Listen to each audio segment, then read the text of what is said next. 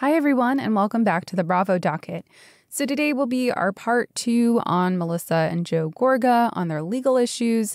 I know right now people want to talk everything Vanderpump Rules, but this was our planned content. So we are going to finish out this 2-part episode and then maybe switch on over to something Vanderpump Rules.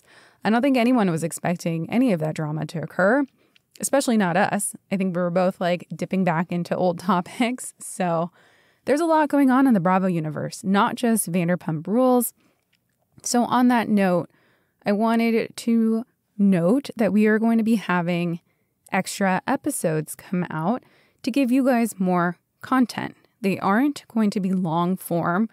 They will probably be more like our episode today and will consist of either question and answer episodes, smaller topics like reading through a pleading, things like that. And we already have a really long list of discrete issues that we can't wait to cover with you. Do you want to talk about that?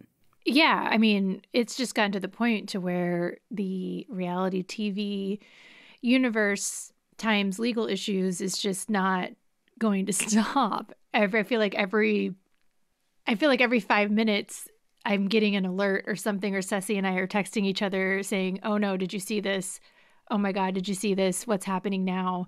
Someone else did something." So we are going to try our best to keep up with it and do shorter form reporting. Maybe they'll just be 10, 15 minutes. The same type of content that you get here is just going to be a shorter discussion of a topic. But that way we can maybe keep up a little bit more with everything that's going on, as much as our jobs will allow.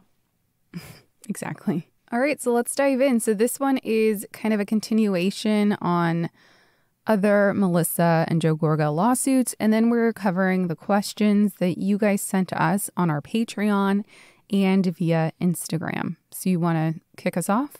I mean, the biggest question we got was answered in the previous episode. So if you haven't listened to that one, go back and listen to that one. Did Joe Gorga lose his dad's house? And we talked about all of that in the last episode, so listen to that one. One of the other questions we got was, is Joe Gorga banned from Home Depot? Ceci, is Joe Gorga banned from Home Depot? I don't think he is. It's kind of a funny rumor, though.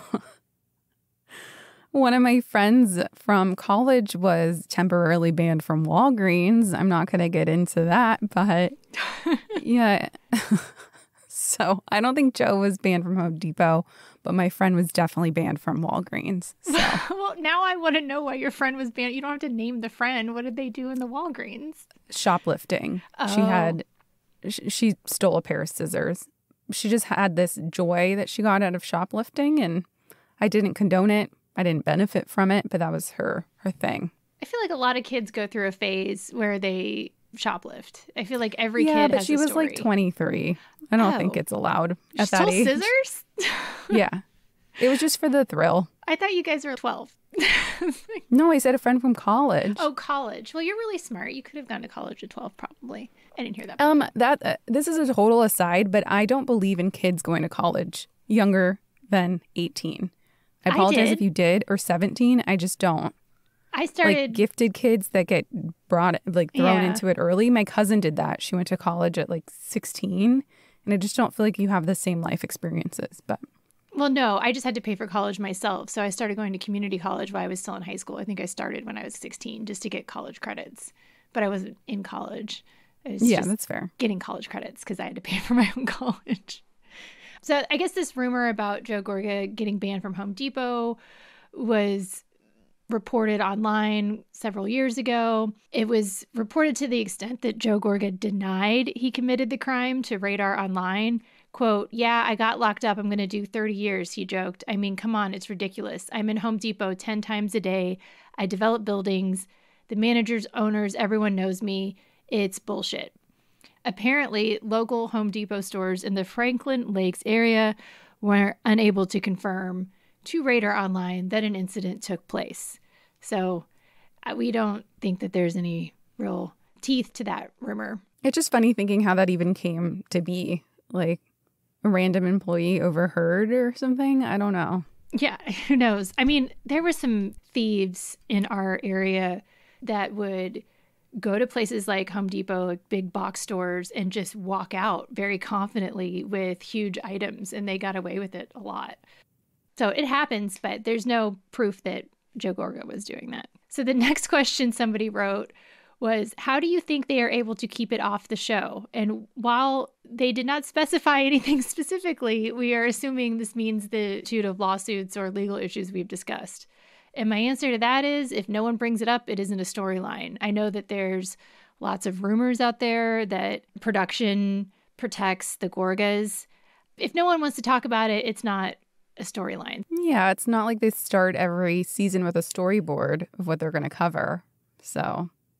Well, actually, in Not All Diamonds and Rosé, very good book, 10 of 10 recommend, they apparently do meet with the housewives. They talked about that in the book. They meet with the housewives in the beginning and talk about what they have going on in their lives, what the conflict is, yeah, stuff like that. I mean, differently. I mean, it's not like they have a writing room and go with the producers and writers and come up with a storyline for this season. Yeah, I can see them interviewing the women to figure out what they're going to cover.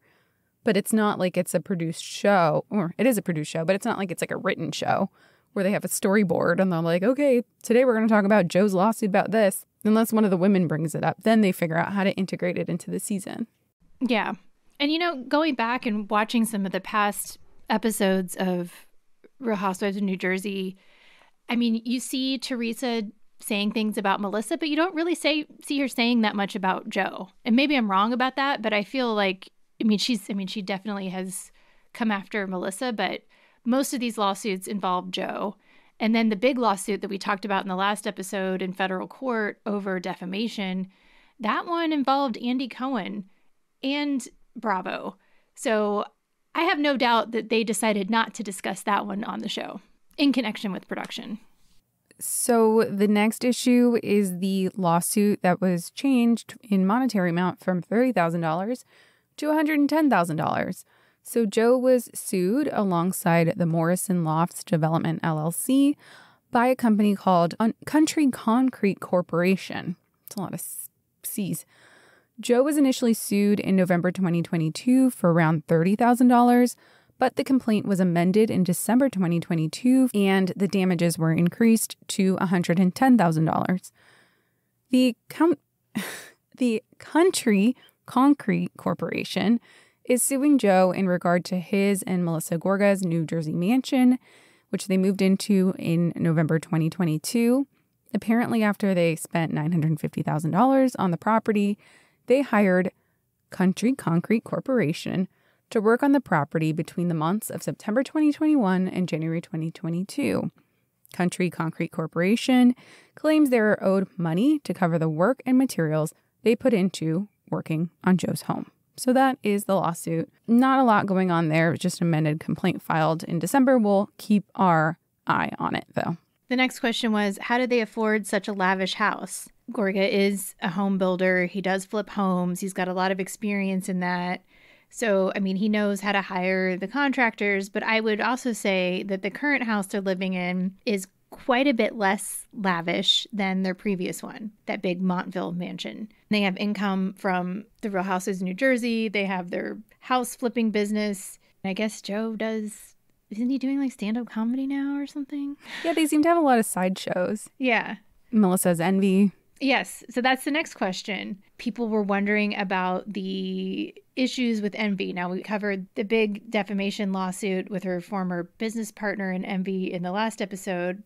But what was the other big issue with Envy, Ceci? The counterfeit Chanel that Envy was selling. It was counterfeit Chanel bags and other merchandise. Some of it seems very counterfeit. You could just tell by looking at it. But I remember the bags actually looked like knockoffs. I think probably a lot of people remember she had to post a very embarrassing thing on her Instagram, which I assume was required by the attorneys for Chanel, saying that Chanel has informed Envy by Melissa Gorga that all of the Chanel branded goods previously offered and sold by our company were counterfeit and illegal. As such, we have ceased all sales of Chanel branded goods and will not be carrying any such goods in our store in the future.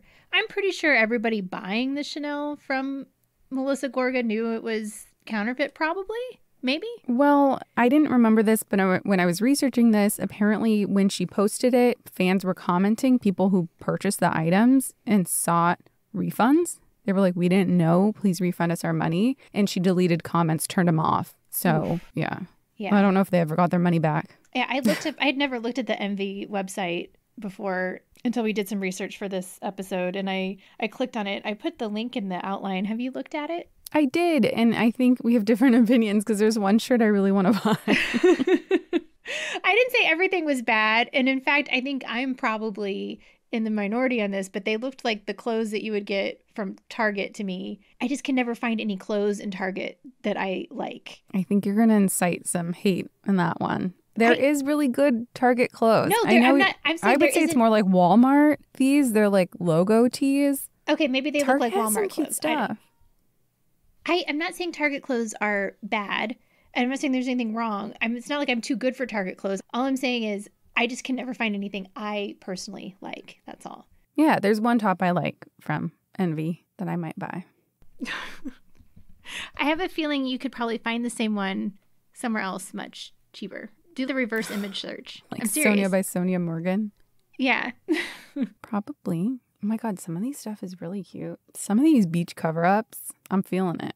I'm going to do a reverse Google image search to see if I can find these. I just reverse Googled image searched one of the things I liked.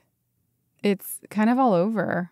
She's selling it for $209 and it's sold out. Other places have it for $210, $168. Walmart has a dupe for $31. I might go with the Walmart dupe. I'd say it's probably the same company that makes it. All right, so what we're assuming happened is, like I said, Melissa probably got a cease and desist, or assist and deceased, as we like to call them on this show and in the Bravo universe, letter from Chanel, and which required her to state that the Chanel she was selling was not real. And then she did that, and now she no longer sells fake Chanels. All right, what's the next question? I just can't believe they didn't realize that they weren't real when they were selling them. I mean, I feel like everybody in Jersey or in the area has a guy that has stuff on the back of a truck who has the good fake stuff, and it's a thing. I feel like that's very common. Okay, before we move on from Envy, Geneva from Patreon asked, why was Andy Cohen named in the Envy Gorga lawsuit? So the lawsuit with Jackie Beard Robinson, the defamation one that we covered in our last episode. And it's because he said one of the supposed defamatory statements. So he got at it, and probably just to try and get more damages. Yep, suing anybody that has maybe deep pockets. So the next question that we got was, did they have balloon loans? So first we're going to explain what a balloon loan is. And a balloon loan is a real estate loan that has an initial period of low or no monthly payments, and then at the end of which the borrower is required to pay the full balance in a lump sum. A lot of times, home builders or home flippers like Joe will do a balloon loan so that they have lower costs, because it's not like when you're buying your house and you're planning on living in it for 10, 15, 20, 30 years. Yeah, so the balloon mortgage is used often by businesses in the construction industry as a way to obtain short-term financing for construction projects without offering collateral. In this case, they are generally short-term loans that have higher interest rates than conventional collateralized business loans. The construction company might take out a loan for a year or 18 months and then refinance with a lower rate mortgage using the newly built structure as collateral. I think the reason why the person asked that question is that was supposedly one of the reasons why people were saying that Joe lost his parents' house, that he took out one of these type of loans and then had to pay it off. And so he had to take out the $500,000 mortgage on the house that was already paid off to pay off the balloon loan. We don't know about that, but we do know that it's very likely that he did have balloon loans, because those are very commonly used by people in the construction industry like Joe. And it doesn't mean he's done anything wrong. It doesn't mean that he lost his parents' house. Again, we've explained the details of that in the previous episode. The next question was, do they really own apartment buildings? Ceci, do they really own apartment buildings? Yes. So, If you guys had a lot of property questions about the Gorgas, it is not fun searching property records, especially when you're searching property records for someone that has had a construction business or home flipping business. There was a ton of them, and they're not fun to search. But I did find proof that they really did own apartment buildings. So, yes, they did. All right, the next question. Ceci, did Joe Gorga forge no signature on the $1 deed sale?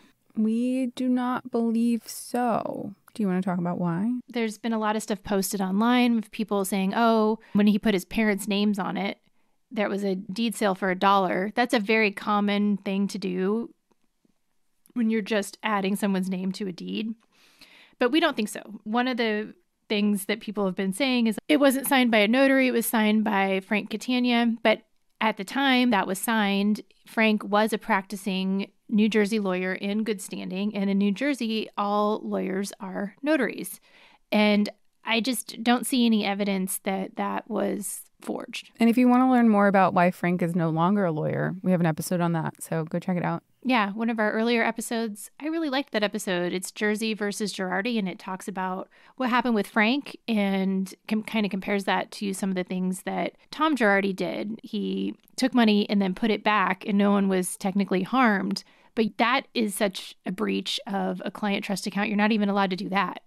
So we explain all of that in detail, and it was pretty interesting.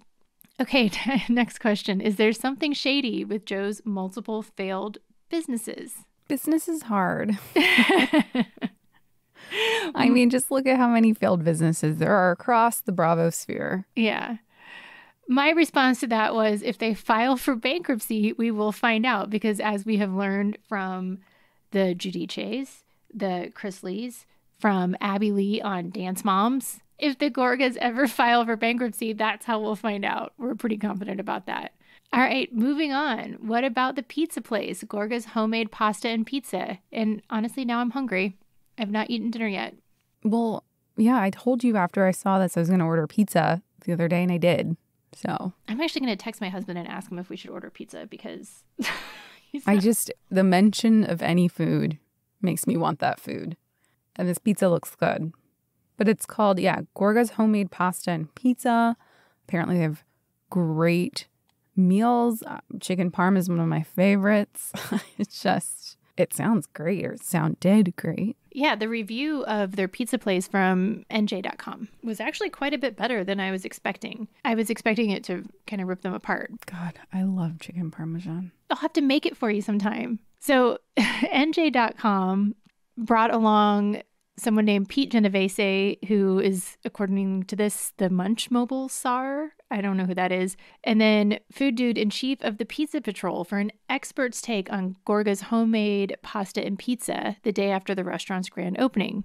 And they tested 2 pizzas, a pasta, and an entree. They point out that Joe wasn't behind the counter or anywhere near the stove, and that the chef and much of the staff and much of the menu is a holdover from the restaurant's previous incarnation as Salugo Bistro. That's just like the prior place that was there. So what they did is just kind of rebranded it, and then I'm assuming hoping to use the Gorga's, I guess, air quotes, fame to promote it. This business did not go well. It was another sort of business divorce. So what did Melissa have to say about this? So she said there was a couple shady things going on. The lines are out the door. You can drive by Gorga's at any time of the day. It's like, wow, we are overwhelmed with the amount of people. Listen, I have envy. It's manageable. People shop online. The restaurant, when I tell you, every single person in America wants to come and try the pasta, which I don't blame them, because it's amazing. The line is out the door anytime you go. It's a lot. And we're just regrouping because we don't want it to go in the wrong direction with everything. Service, service, service. And I'm being dead honest with you. The food's amazing. Our concept's amazing. We need to regroup and make it bigger and go down the street and do it solely on our own. I told my husband I was not going to say this, but I told you so. No partners. That was from Melissa's Bravo TV blog, which is Ceci and I have talked about. We miss the blogs. We wish they just had the blogs and no social media related to the shows. But Page 6 told a very different story about this. We don't have a copy of this, so we had to rely on Page 6, but it says Page 6 exclusively obtained a copy of the cease and desist letter that the Real Housewives of New Jersey stars sent their business partners, Robert Bobby Gaccione Jr. and Jerry Saragone and Richard Ricci Carroll on Wednesday. In the letter, the couple demands, meaning Joe and Melissa, that their partners refrain from using the Gorgas' names and images immediately. And they also want their lawyer to be sent a detailed accounting of the profit they've made using the Gorgas' name to rebrand the restaurant. They also asked for a return of their initial investment in Salugo and damages relating to the Gorgas' infringement and right of publicity claims. Ceci, what is a right of publicity? Yeah, so I've talked about it before in the context of Bethany when she filed a lawsuit against TikTok. And right of publicity is basically, in California, anyone has a right of publicity. You don't have to be a celebrity. I don't know if the law in New Jersey is the same, but it's typically easiest to think about when you're thinking about a celebrity. And it's kind of like your name, your likeness, your image, like your secret sauce is being used by someone else to sell their thing. So in Bethany's instance, she was saying that her voice was being used in ads to sell sweaters or cardigans or something. They were profiting from their use of Bethany's name. Like if it wasn't for Bethany's voice, Bethany's name, they wouldn't have made the money. That's basically what it is. So they're saying, hey, take our name off of here. You're using our celebrity status still to profit, and you can't use our right of publicity anymore. Please stop. Apparently the Gorgas, even though Melissa said the restaurant was amazing and the food was amazing in her Bravo blog and that it was super successful, they apparently sent cease and desist letters saying you can't put our names on this. So who knows? Unfortunately, there's no legal documents for us to personally look at and review. It doesn't appear a lawsuit was filed, so it just looks like this was a business divorce. I do want to add, if people ever get cease and desist letters, just send them to us so we can talk about them. Yeah. I've been pleading for the recent ones that have gone around. Just send them to us. We want to talk about them. You can send them to page 6 too, but come on, send them over to the Bravo docket as well. We will give an educated analysis of them. Yeah. And we're very fair. All right. The next one was what happened with the garbage truck business? So this is in, I think, season 6. One of our Patreons, Kate S., also asked what happened with the weird paper shredding business. This is actually one of the questions I had going into these episodes on the Gorgas. For some reason, Joe Gorga driving up in that weird blue paper shredding truck that he didn't tell Melissa he bought was burned into my brain. They pulled up in it and then never said anything else about it. So that is random. It is. I mean, there's a... And Joe said on the show that Melissa didn't know how many millions he'd put into this. But I'm assuming that's an exaggeration. There's no reason why a paper shredding business should have cost millions. Well, on the shredders, I mean, he could have just gotten one from the auction of office supplies and materials that happened with Jardy Keese's law firm. Why don't you just get one from there for like $4? Yeah. So I don't know what happened. The thing is, there was no lawsuits filed over this.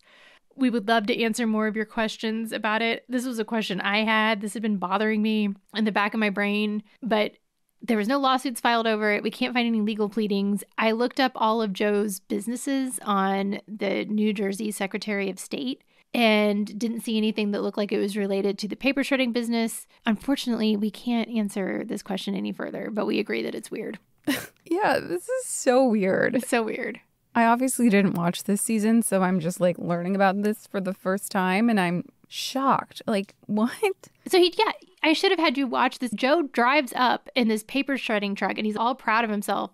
And Melissa's shock looked real. It looked very real. And he hadn't told her about this business they were starting. And then you just never heard about it again. I mean, I don't feel like people have that many shredding needs unless you're a business, in which case you probably have a trash can that is a shredder thing and a company comes and picks it up and shreds it. I mean, all law firms do. Like, I'm sure in your law firm, I know in my law firm, we have these special bins that we put documents to get shredded in.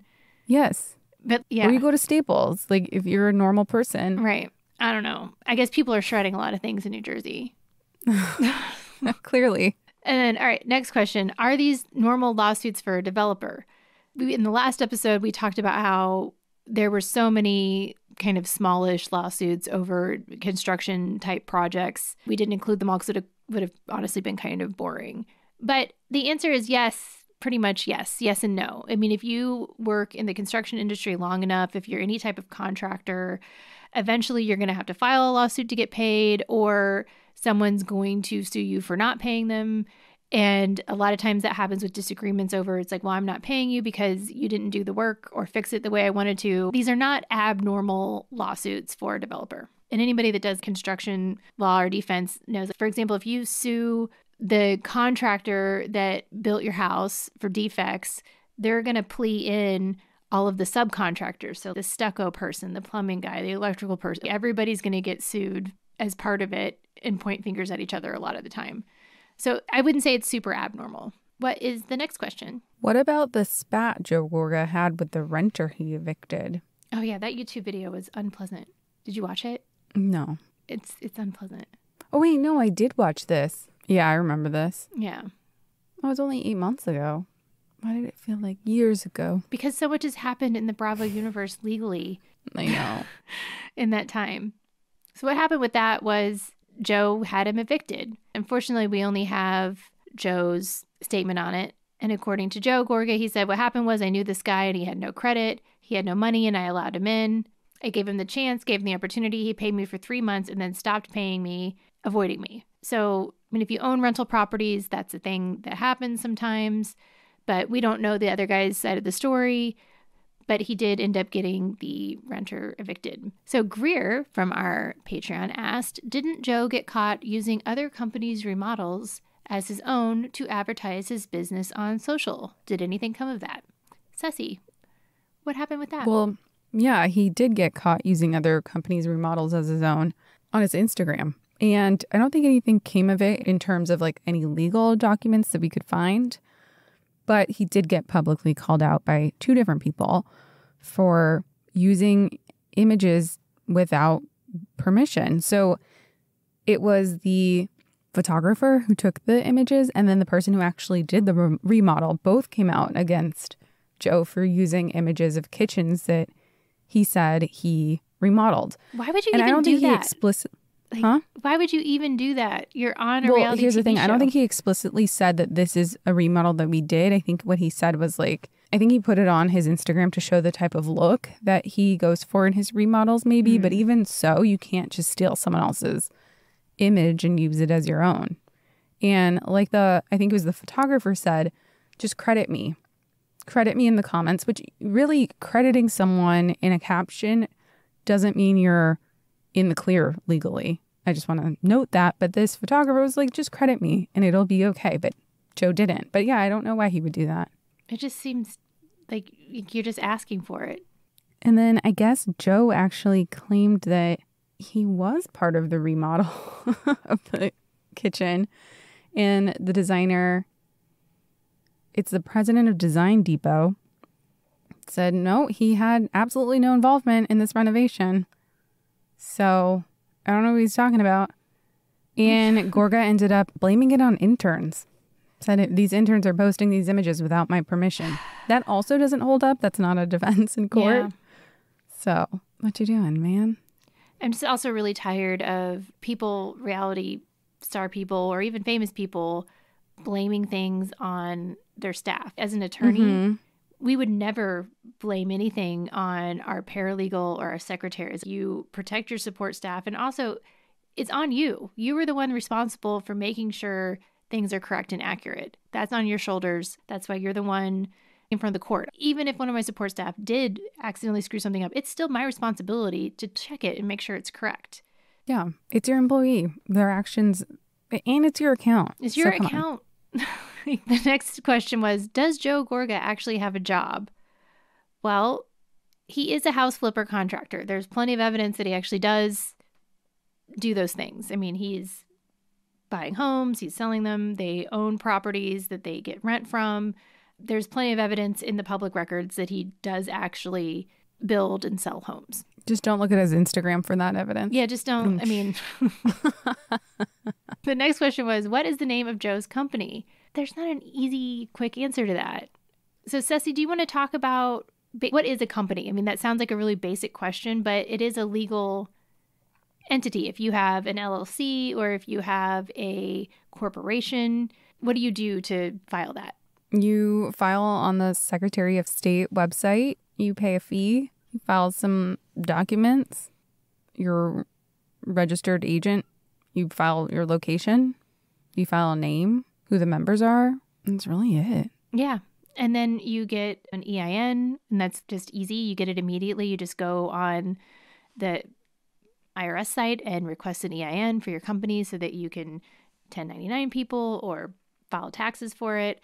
And it's really easy. You don't even need an attorney to do it. I mean, I'm not saying you shouldn't use an attorney, but I'm saying literally anybody can go fill out the documents and pay the fee and start a company.